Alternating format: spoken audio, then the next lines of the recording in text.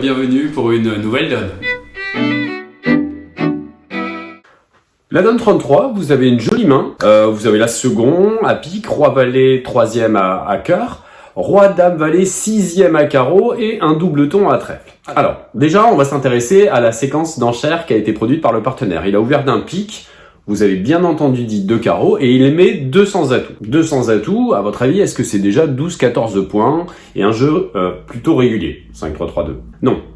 Non, lorsque vous avez en fait 12-14, il ne faut surtout pas mettre 200 atouts, c'est une enchère qui va montrer quand même un peu plus de points. C'est très souvent en général 15-17, après on peut jouer des mini-max, c'est absolument possible. Mais il faut le prendre déjà comme une enchère à 15-17, plutôt régulière.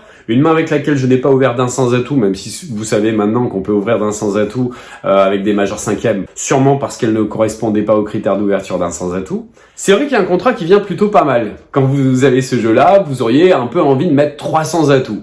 Alors, n'ayez pas peur concernant le petit doubleton à trèfle, c'est pas grave, le partenaire ayant mis 200 atouts, il y a quand même de fortes chances pour qu'il ait l'arrêt à trèfle. Le seul gros problème de mettre 300 atouts avec votre main, c'est que c'est normalement une enchère qui risque d'être absolument conclusive, c'est-à-dire que vous y resterez pratiquement tout le temps. Imaginez que le partenaire possède donc une main à 17 points, allez, je vais vous en donner une, roi dame de pique 5e par exemple, l'as de cœur, ça fait 9 points, l'as de carreau, ça fait 13 points, et l'as de trèfle, ça fait 17 points. Quand vous mettez tout ça ensemble, vous allez faire beaucoup plus de levées. Déjà, vous avez un 6 carreau qui va vous tendre les bras, alors que les autres iront peut-être jouer 300 atouts. On va partir du principe que on va pas se précipiter et qu'on va essayer de produire une enchère descriptive et forcing. Et cette enchère, c'est 3 carreaux. C'est vrai qu'on peut être surpris si on lit le CEF, parce qu'on ne joue pas le 2 sur 1 forcing de manche, et qu'on regarde à 1 pique, 2 carreaux, 2 piques, 3 carreaux,